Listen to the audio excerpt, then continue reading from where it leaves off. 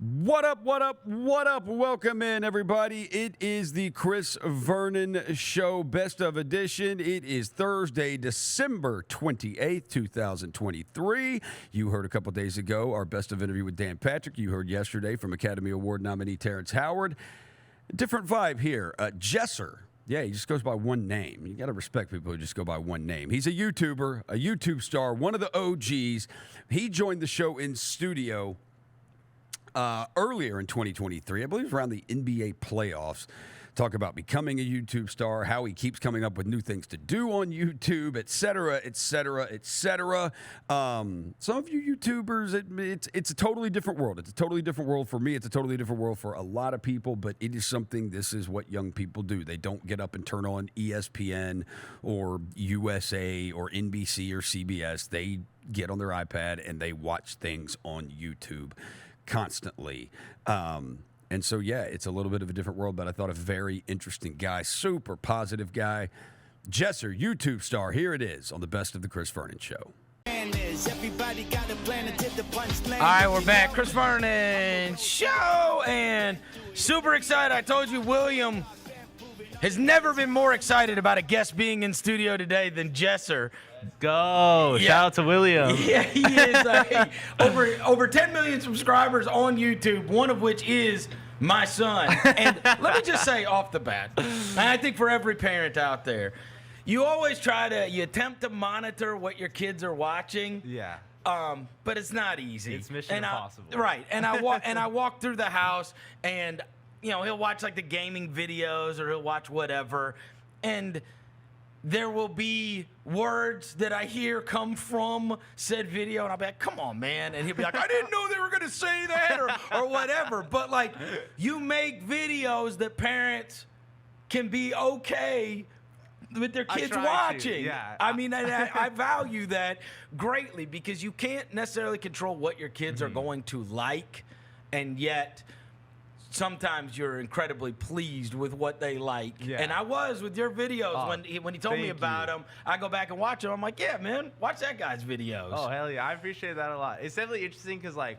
I'm not gonna lie, like, I would swear all the time in my videos, but now that I've been traveling around so much, I'll meet so many, like, kids or, like, parents and everything, and I'm like, maybe I should cut out swearing. Like, maybe I should make my videos a little more broad so, like, anyone can enjoy it. I mean, look, they're all gonna. It's not like these kids haven't heard these words before. True. But just like censoring. It's not the end of the world. Yeah. But now your audience has grown just massively. He was telling me last night that, like, you were not near 10 million even like a year ago. That this thing has exploded in the last year. Yeah, it's definitely been crazy because, like, we were stuck around like 3 million because I've been doing it now almost like 10 years. But we were at 3 million for a minute, gaining like 10K subs a month, and like we were trying literally anything. We were like, how can we work harder? How can we like grow more on YouTube? So we like tried doing a daily vlog.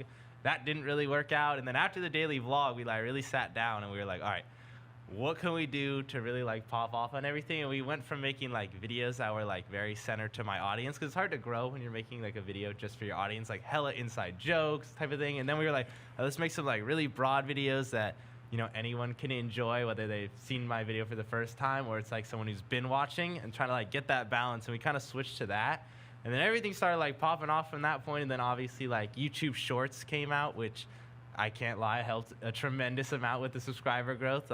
Like, we just went crazy on the shorts, so that was probably the main driving factor. But it was also cool because like our short form content started doing extremely well. Like, some of them are like 50 million views, and then the long form also started doing a lot better too, which was really cool for us. All right, so let's start at the beginning, right? Yeah. Where do you grow up? Right outside of LA. So you grow up in LA and go to high school. Are you a basketball player in high school? I was. I played 2 years, freshman year and sophomore year. Oh. And then junior year, I like quit so I could have more time for YouTube. Because I watched the videos. You can hoop. I appreciate that. And you were in the nice. and you were in this and you were in the celebrity game. I was. And you played well in the celebrity game. Thank you, bro. Right? I fouled out too. I'm the first player to ever foul out of the celebrity game, which I'm proud of. And we got the W, so it's a win-win. Okay, so at what point do you start making videos? So I really started making videos when I was like really young, like elementary school, because my brother, he's 4 years older. He would make videos too, and my dad does movies, so we're like kind of around, cameras and different things like that. So really elementary like mainstream school. movies? Yeah. So he did like Wedding Crashers. He did Rocky. Oh, so he's like, jeez. he's big time with Yeah. it. Yeah. Rocky and Wedding Crashers, Yeah, he's like done a two of bunch the of most them. famous movies ever. Yeah. Okay, so you were this was natural. This was in your house anyway. Yeah. The video side of things. So your older brother starts making them. You start doing them in elementary school? Yeah, like just being in skits with him, like it'd be so fun. Or like we'll do like stop motion Lego videos or just any type of like creative like skit type videos as like a kid. And then Pretty at what much. point does a video that you're in start gaining traction? So like, I mean, the first couple of years I was doing Minecraft videos, nothing was really hidden, and then I put out this video called NBA 2K in real life in 2014, and pretty much the video was just making fun of NBA 2K because it's like, especially back in the day, it was like extremely unrealistic. A lot of the things that would happen compared to real basketball, and obviously a sports game's so hard to Right. perfect. But we were just making fun of all the glitches, like the taking a charge at full court, or like, like when you're inbounding the ball, throwing it at the back of the backboard. And then that video got a couple 100,000 views, and it was posted on like Bleacher Report and all these like on Reddit. And it was like, whoa, like we actually had a video get more than 1,000 views. So that was really cool. And then from that point, I just stayed consistent. And that was like, I think freshman year of high school, we dropped that video. And then I just stayed consistent through high school. And like every year when the new 2K came out, like the channel would just get bigger and bigger. So it was really high school. And this was 2K videos. You were all doing 2K videos starting out. Yeah, like all 2K videos. Okay, so your freshman year, your sophomore year, and at that point, your junior year, it sounds like, because you're not playing basketball anymore, you're like, I'm going to start even being more serious about Yeah, this. How many 100%. videos are you putting out at that point? I think I was probably putting out like 2 or 3 a week, because it would be like I would try to do my homework at lunch, then get home. Like I wouldn't hang out with anyone. Basketball took up so much time. Like being on the high school team, that took up a lot of time. But I would just I was the only one at my house because I didn't live with my mom at my mom's house. I lived at my dad's house, but he was always traveling for movies. So it was literally just me home alone making videos. Like right. Are after you school. editing them? Are you doing everything at that point? At the time, I was editing them, doing everything. How'd you learn how to do it? I was just just making videos, like just getting better at each video, because I probably had like hundreds of videos before the first one like popped off. So just learning how to edit and just trying to be more and more creative with each video, because my old 2K videos they're very like post commentary-esque and like just had random skits and random edits. So I learned just trial and error pretty much. And then at what point are you thinking, wow, I could make money doing this. I could maybe make a career doing this. Like, at what point does that become a reality? Yeah, so it was honestly the point where I was like, I want to do this as a career. Kind of like that moment was in middle school, because my favorite YouTuber at the time, I was a big Minecraft fan. His name was Syndicate.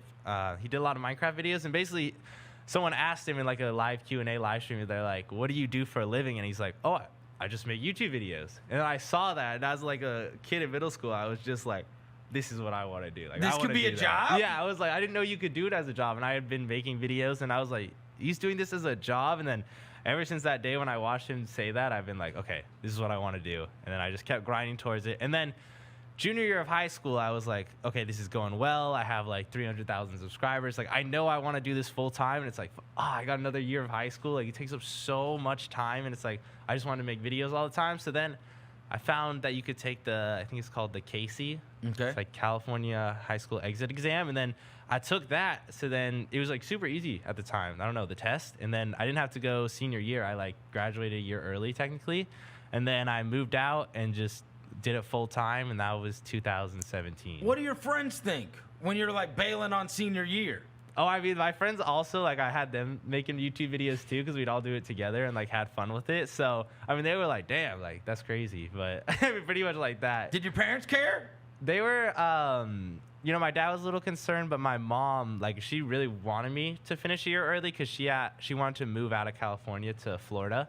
And like, if I went to school, that means she had to stay in California another year. So she was like all for it 100%, because she just wanted to leave California. And then my dad was he always trusted me, and like he saw that I was making money as well, so he he gave me so much freedom, which I'm super lucky about, because I meet so many other people, and it's like their parents would never even let them have the slightest chance of doing what I did. So I'm like really grateful for my parents just giving me so much freedom growing up, and like just letting me do what I want to do. Like, they never really like cared. They were just like, yeah, go ahead. So I got really lucky. At what point do you really start to be able to monetize it? I mean, YouTube's always been great at Like monetization. career money. I'm saying So- like where you think like, oh, this can be my job. Like So probably junior year in high school, where I was making like enough to be like, okay, like I can move out, because I never had spent money at all. So I didn't spend any of the money I made. So it was all just like, by the time I moved out, I had like $100K in my bank, and I was like, I never spent anything. I didn't know how to spend money, so I only bought 2K packs. So I was like, I had all my money saved, and then I was like, okay, I'm good on rent. And then I kind of like learned finance and all those things through the years, because you don't really learn. Like I just made all this money, but I didn't know like what to do with it, how to do anything. But yeah, I would say like junior year and then leading to senior year is like I was making enough to be able to move out and do it full time. Was it all, in terms of making the videos, was it all trial and error, or did you have some guidance? Was there somebody along the way that helped you with, or came into your life and is like, hey man, I can help you take this thing to the next level, or whatever it may be? Oh yeah, 1,000%. Like I was part of a group called Two Height. So when I moved out, I moved in with my like best friend Christopher London, who's also a YouTuber, and I mean, he's older than me. Like Zach, who's part of our group, I learned so much from them, like on a YouTube basis, and just like growing up, they were also like my new dad in a way, because I was so young and like just moving out. They taught me so much. But yeah, I've always had so many friends in YouTube, and it's definitely like learning from all of them. And then now, like years later from when I moved out, like now we work with like consultants that really help me make my videos, and we have like a 30-person team almost it's getting towards. So it's like, it's definitely not just me anymore. Like it's a huge process, and like a bunch of people are touching the videos now. So it's like the more minds on it, the better. But I mean, in the beginning, it was just very trial and error, and like inspired by YouTubers I watched was getting all the inspiration from. But yeah, nowadays, like I have so many people helping me. So you grew up watching it, and that's what you cared about. Yeah, And was it typically gaming videos? I know you had mentioned the Minecraft guy. And what else were you watching? Like as a kid, what was the reason that you were so interested in what was on YouTube? Because now I got 2 kids. They don't watch TV. Yeah, they all watch YouTube. Yeah, the YouTubers are what's big to them. Yeah, I think like in the very beginning, I would watch like Ryan Higa. He would do skits. Like he was one of the first really popular YouTubers, and it was like I wanted to do skits too. So like his videos, I don't know. I've always been really drawn to it. Like the personalities on YouTube, I feel like, especially watching YouTubers, it feels like people you can relate to, and like for example, the Minecraft guy, I would watch him every single day, like hours. So he was like my best friend kind of, because I would spend hours a day with him, and it was just like you can really like relate to the people a lot more, and it's just like they're playing my favorite games, and I don't know, it's just like so much more relatable than if you were to watch a TV show and they're acting. Like it's not really them. It's like, I mean, I love TV shows, everything, but YouTube just has that more like anybody can do it, like real personality feel. And so by the time that you are college age, or do you ever go, man, I wish I would have gone to my senior year of high school, man, I wish I would have gone to college, or is it always like I made the right choice in this? Yeah, it's always like I made the right choice. Yeah. I mean, it's always been my dream to be a YouTuber, and then the second I had a chance not to go to school, because I just wanted to make videos, so I didn't want to go to school ever. So I understand. I never looked back. No, I never looked understand. back. So you never look back. At what point did you start getting recognized? Like, because you're making these videos and you know that there's a lot of people watching them, but in the YouTube world, it's still niche at that point, right? Yeah. Where it's like, all right, it's not like I'm walking around and I'm Tom Cruise, where Yeah, I can't no. go anywhere, but there has to come a point where it's like, oh wow, this is a lot different for me. Now when I am out and about, I am getting recognized because of the success of the YouTube channel. Yeah, man, I think I would get recognized very slowly, like in the beginning, like around 500K subs. Like, oh, this kid is staring at me, like following me around, like what is going on? And like someone says, like take a picture. It would happen very rarely, but I mean, as the channel grows and like once I hit 1 million subscribers, it's like really like for me, since I have such a basketball audience, like if I go to like a high school game or if I go to an NBA game, like that's where my audience is. So it's like I'm gonna get recognized there the most, and it's like it's insane, especially in the last year, like going to these NBA games and everything, like the amount of people that will know me, it's still like mind blowing. Like I can't believe it. Or like being in an NBA stadium with a bunch of NBA All-Stars, and I swear like everyone's just screaming my name, and I'm always like trying to come up, like say hello, but it's unreal. Like it's crazy. Well, who have you been most surprised knew who you were? I mean, even at the celebrity game, Ben Affleck was like, he came up to me and he's What? like taking pictures of me and his son. I'm like his son's favorite YouTuber. So it was like, what the heck? What is going on? Like Ben Affleck asked. At first he like came up and I was like, what the heck? He's like taking a picture of me and his son. I'm like, wait a minute, that's Batman. Like, what's going on? So that was crazy for sure. Wow. In terms of the videos that you've made, which ones are you the biggest fan of, and which ones have you ever deleted any? Oh yeah, I've deleted a ton of videos. You deleted a ton Well, that like you just 5 did videos. not like, or you. A lot of my really old videos I deleted. 'Cause You're I like, was I don't want these out I was there. like, you know when you watch like an old video of yourself, you like you Yep. can cringe sometimes. I was like, I was cringing pretty bad. So I like private a lot of my like really really old videos like from 2013 and stuff. And then When you're a sometimes I'll kid and you're making yeah. these videos, and now especially where anybody that becomes very successful, they're gonna go back through every damn thing you've ever said or ever made fun of or anything, and I you know, hope not. Please don't do that. No, but I mean that is what happens with anybody Yeah. that's highly successful, right? Mhm. And so, and you're making these. You're a kid when you start making Oh these, yeah, right? like yeah, super young. And so, which of the ones are you most proud of? I mean, I'm super proud of all the videos I've been able to do with the NBA, because like obviously like working with the NBA is just something you like dream of, and being able to have like a partnership with them, like the videos we made last year, like going to 5 NBA games in 50 hours, and being able to like at each stadium, like I was on the court throwing out T-shirts, they had me in the in-game entertainment, and like just be able to have that video to like watch back. I'm gonna show that video to my kids one day. Like that video in particular, I was like, whoa, like what is my life, bro? Like I'm going to all these cities, I'm on the court, people know who I am, I'm tossing out shirts. It's like that video is unreal. And then yeah, some of the videos we have coming up, like even like I played in the NBA celebrity game video, it hasn't come out yet, but like oh, just the fact that that all happened, that was a complete dream come true playing in the celebrity game too. Like that video is a video like I'll have on my channel, always be able to watch back, always remember. So that one I'll be super proud of. But yeah, I mean this year just we're trying to do like bigger and bigger videos. Like we just did like a 64 person 1v1 tournament, like March Madness style. So like I'm excited for that to come out. But yeah, there's so many, but definitely like the partnership with the NBA, like those videos have been surreal. So, as you know now, if you go into a kid's classroom and you ask a kid what he wants to be, there's going to be like, and they're little. You're going to see a lot. You're going to see a lot of athletes. Everybody thinks Yeah. they're going to be a professional athlete when they go. I want to be a basketball player. I want to be a football player. I want to be a baseball player. Whatever it may be, and then you know you'll get a couple of the. I want to be a doctor or I want to be a lawyer or whatever, right? Like something that their parents have brainwashed into their head.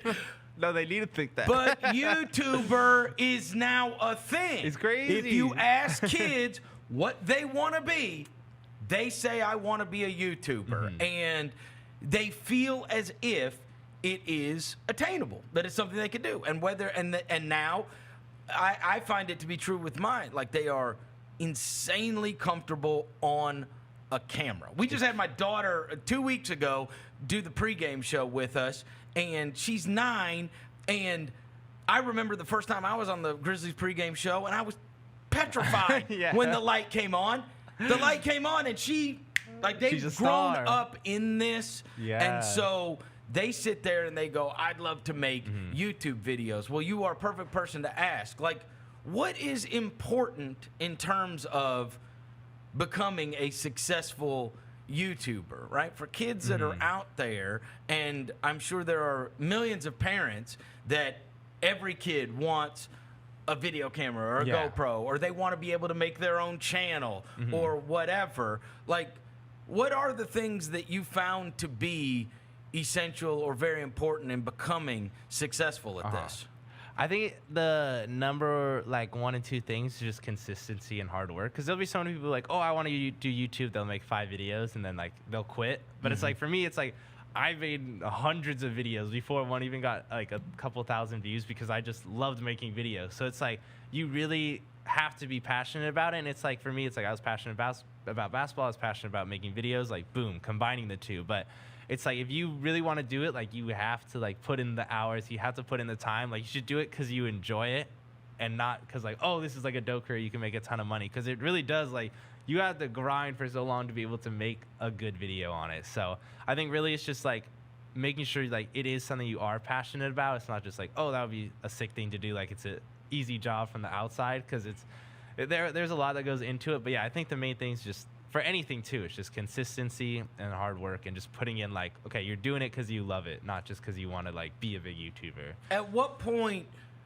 like, why are you not sweating the views at the beginning? Because that's something that people do. You know, in the world that we live in now, people post an Instagram photo, and if it doesn't get an amount of likes, oh God, people don't like this, and then they'll take it down, or a tweet, or a YouTube video, or whatever it may be, and that there's this feedback that they require. And so at the beginning, you're telling me, you're posting these things, there's not a big audience for this, that you're doing it, yet you're still doing it and not particularly letting that affect you. Yeah, I think that's the way to do it, because it's like, if you're doing it like that, it's like each video, let's say, gets like 1% better. And at the end of the day, you're going to get the views when you make a good video. Like if your video is great, like the algorithm is going to push it. If it's really a great video, like it's going to do well. But it's like, you can't just, unless you're just nice with it, like some people definitely, first video just bangs and it's like insane, but we're not all like that. So it's like, you have to, like, every video you'll get better and better at. But I mean, people definitely do sweat views, especially like I always came up doing like long form content. And then nowadays, like on TikTok, you could blow up overnight with vertical videos. And like the vertical genre is like people copy each other and just sweat views like all the time, a lot more, because it's a lot harder to like copy a long form video. But I mean, people definitely do it. Like everyone has their own way of like trying to come up. So I mean, it's really like what you want to do, you know? Also, how do you deal with, and you started this so young, right? So you're much more mature now than you were when you first started. Yeah. How did you not let negativity get to you? Because inevitably in this culture, there is a tremendous amount of negativity, right? When you're reading the comments, especially when you're a young person, it hurts, right? And whether, no matter what social media medium that may be. But you were clearly able to power through that. Yeah. Why do you think that was, and how did you not let that bother you when somebody was saying something, or even now today, right? You're still a human being, and so if somebody says this video sucks, or this guy is a fraud, or whatever it may be, it's still gotta, you know? 100%. Yeah, I mean, definitely in the beginning, like, it definitely hurt more, but at the end of the day, it was like, no matter like what someone said to me, it was like, this is what I enjoy doing. This was my passion. Like, yeah, it definitely did hurt in the beginning, but then after you've done it, like I've been doing it for 10 years, it's like, I've seen all different types of comments. And, like, other people get it way worse, but it's just like, no matter how big you are in social media, you're gonna like have hate. So it's like, it happens to literally everyone. So, and it's over time, like your skin becomes more and more thick, I guess, and like less emotional to it. But so now, like, I'm just like, I don't care, because I know too, it's like if one person leaves a hate comment, the video might have 1 million views and like 2,000-3,000 comments, let's say, but it's like 99% of people probably just enjoy the video and just don't say anything. So I'm just like, when you like space out and you think, okay, this is one person out of like, I have billions of views on my channel, like I don't know, I just don't care anymore. Did people talk to you about that, or did you vent to anyone that, you know, encourage you, like, don't let that stuff bother you, just keep on doing what you're doing, right? Because it's got to weigh out with positivity in some sense, because I can imagine when you're young, you know, for anybody, I'm sure there's kids out there that are posting stuff on YouTube and somebody, you know, comments about it and it legitimately like hurts their feelings. Yeah, no, right? I mean, cyberbullying is definitely like a real thing, and like kids have been like severely affected by it. So it definitely is like a real, like, it definitely happens, and it's like definitely a problem. But I don't know, just for me personally, like, I was never too affected by it, and I was just like, bro, I'm literally living my dream job. Like, I'm blessed every day to even do this. So like, I don't know. For me, I just don't care too much like what other people say too. So I've just been, thankfully, it never like affected me too much, and I've always had like a very positive community around me, which I'm very lucky about too. And then I also have always had like a really great circle of friends, and like had my group with me. So it's like, I mean, we're all going through it together. It's not like I was just like doing YouTube alone. So I always had like my homies there. So I always have like a good group of people around me that always just like, you know, helps me like stay in the right path. You talked about the shorts, and that's something that has helped you a great deal over the course of the last couple of years. How has YouTube changed? Just having that as a job and watching it and it grow over the course of like the last 10 years. Much. What are the major differences? I would say, you know, the major differences, obviously like short form content came out on YouTube. That's a huge area. But the major difference is just like people's videos just get better and better over time. Like people's quality is just much higher than it used to be. It's like you look at the top YouTuber back in the day, maybe like 5 years ago, they probably had like one camera guy helping them, but it's like you look at the top YouTuber, Mr. Beast, he probably has like a 200-300 person team. So it's like, and even me myself, it's like I realized like I was looking up at the top YouTubers and being like, damn, they have like studios, they have teams. I'm like, let me level up my game and also get like a team. Like I'm trying to be at the top too. And like all the people at the top now, it's becoming like a real like giant production. And not to say that you can't still make it on YouTube like by yourself or anything like that, because you definitely still can. But if you look at the top people, it's not just like one or two people. It's like, okay, they got a huge team. Like it's a proper company backing them. So the quality of content has definitely improved over time, without a doubt. So I think that's the major thing. It's like it's just becoming more and more like it's just becoming more and more mainstream in a way. How many people are involved in making a video? If I watch, like, let's say, like one of my videos. Yeah, I watch your. I trained like LeBron James for a week. How many people are involved in making that? Probably like, let's see, we had like 2 editors work on it, and then we have I think like 4 of our guys filmed that video. So that's like, I would say probably around like 10, 11 on that 10 video. people. Yeah. That have a part in making that video that I watch on YouTube. Yeah, and then it's like even they've even more. I don't know the exact number, but it's like even the thumbnail designer, it's like we had 2 thumbnail designers and we had 2 different thumbnails made. So that's an extra 2 people. But yeah, probably like 10, 12 people. And so how much input do you have? And now are you hands off and you leave it to the professionals after? Are you like an actor in this, right? Where it's like, all right, I come up with the idea. Obviously, it's your personality. Mm-hmm. There's not like a script or anything. Like, you know what I mean? You're being yourself with this, but in terms of, you know, the busy work that goes along with the video. It's definitely like a giant team process. And like my boy Johnny City right there, like he writes some of the scripts for the videos. Like shout out to him. So like, yeah, because I mean, the videos do have like for example, we go do an NBA game video. It's like, all right, we have 10 challenges. It's like, I mean, Johnny will come up with the challenges. We'll like approve it. It's definitely like a process. Like we come up with a script. Like we'll meet all together. We'll just flush it out. But I'm definitely like not involved in every single step, like because that's why we have like a team. But I'm definitely like involved in the creative at some points. But for like the reaction channel, for example, like that channel, I'm more just like, okay, I come in there, I film, and I'm out. But like the main channel, I definitely like put a lot more time and energy into. Is there a number of videos that you want to do a week? Yeah, I mean, if we could get 1 video a week on our main channel, that would be amazing. But it's definitely like right now, like at the end of last year, we had like, all right, we're gonna hit a quota every week towards the end of the year. But now we're just like, okay, we're just gonna upload when the video's ready. Because at the end of the day, this video's gonna live on forever. So it's like, I'd rather, if the video's not quite ready, I'd rather be like, all right, we have to upload every Monday. All right, let's give it 2 more days, get the edit exactly how we want it. So right now, we're not really doing a quota thing. But I mean, if we could upload once a week, that would be amazing. It's just very hard because we have like short form content we're trying to make. So that's like a whole thing now. And then the reaction channel, we'd love to upload daily on, but just there's only so much time. So I understand. That's the goal, is to go daily on that channel. But right now, I think we're at like 3 a week. So we got ways to go back to getting to daily. Because we were at daily in December, but then there's just been a lot of traveling, so it's always hard to catch up. I understand. Last couple things. Who do you care about in the NBA? Oh man, my favorite players. Yeah, who my favorite? I love LeBron, Luka. Once LeBron retires, I think Luka's gonna be my favorite. I love Giannis. Shout out to Jaren. He's the coolest NBA player. We've been making a video with him this week. I love. Yeah, I'm honestly. Oh, you're doing the one with Jaren here? Yeah, we're doing a video like living with an NBA player for 50 hours. So we like went to his house and we were like, he gave us like a house tour. That was super sick. And wow! And he's got a studio. Oh yeah, he's got all the clothes. Yeah, that's a good house to go to. Yeah, his closet was crazy. I've never seen anything like it. Yeah. But yeah, I mean, I'm definitely like I'm kind of a bandwagon, so like I feel like NBA, like I love all the players, so I really just root for the players. I like a lot of pretty much every All-Star. You know how it is. But there's not a team that you live and die with. Yeah, I would say like if people ask me what my team is, like I'll say the Lakers. Boo!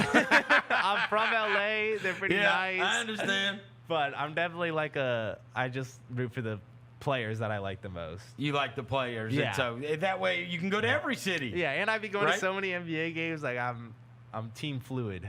and then what about this deal with the NBA? And you traveling around and producing videos. Like, what is this partnership? Yeah, it's been, I mean, super cool. Like, I've been slowly working with the NBA since 2018. They would, like, fly me to All-Star. I'd get to, like, do the practice. And then slowly, like, I hit them, like, I'm trying to do this video. And they've honestly been the best like sports league for content creators. Like they really like get it. It seems like more than the other leagues. So like being able to do videos with them. So right now we just have like a partnership where like I'm making videos for the NBA app, and then I'm also making videos for my channel. So it's like kind of directing people to the app and just making like exclusive content for the app, making a video for my channel, and trying to do like both at once. And it's been dope because like, I mean, that's the best person I could partner with because I get the best content out of it. So last thing, I know your goal. One of your goals was to hit 10 million subscribers. Yes. You did that. Yes. One of your goals was to be in the celebrity game. You did that. Yes. So now what? How do you reassess the goals, right? I mean, Because it's crazy. like those are I'm sure a couple of years ago pipe dreams to you, Yeah. and yet you've achieved them. So now what? I mean, the goal, it's probably gonna take like 4 or 5 years, but is to be the biggest sports creator.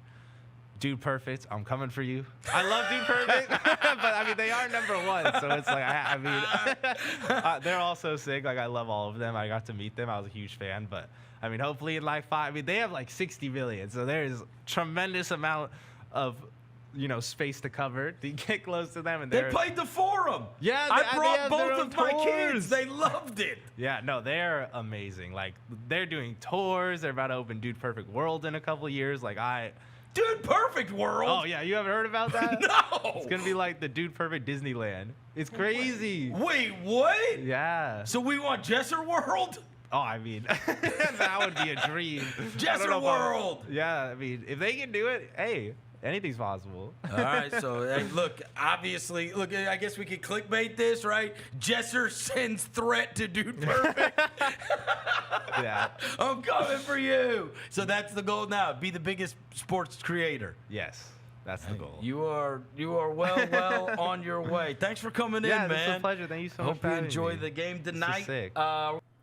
All right, that is going to do it for our 3 best of editions of the Chris Vernon Show. You heard from Dan Patrick, you heard from Terrence Howard, you heard and saw YouTube star Jesser. When we return to the live airwaves, it will be January 2nd, 2024. So I hope all of you out there had a wonderful, amazing, terrific, happy holiday season. I hope everybody has a wonderful, terrific, and safe New Year. Call a ride share if you need to, if you're planning on going out and celebrating like a lot of you are. The Grizzlies actually have a home game against the Sacramento Kings coming up on New Year's Eve. Tickets still available, 888-HOOP or Grizzlies.com. But that is going to do it for us in 2023. Next time we talk to you live, it will be 2024, and it will be Tuesday, January 2nd. Again, everybody, be safe. A wonderful, happy holiday season. Peace.